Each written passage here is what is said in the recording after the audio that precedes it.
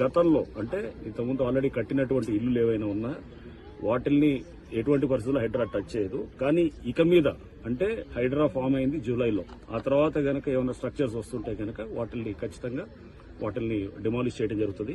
చెరువు ఎఫ్టీఎల్లోకి వచ్చి కడుతున్నటువంటివి కానీ ఇప్పుడు ఏదైతే గనక ఆల్రెడీ పర్మిషన్ లేకుండా ఉన్న వాటి గతంలో పర్మిషన్ తీసుకొని ఏమన్నా పాత డేట్స్ తోటి కడుతుంటే గనక ఓకే, దట్ ఈస్ యాక్సెప్టెడ్. కానీ బట్ ఇప్పుడు పర్మిషన్ లేకుండా వచ్చేటువంటి ఇక్కడ పర్మిషన్స్ కూడా ఇక మీద అంటే హైడ్రా ఫార్మేషన్ తర్వాత వచ్చే పర్మిషన్స్ కూడా అది వస్తే కూడా దాని మీద కూడా మేము చెక్ చేస్తాం.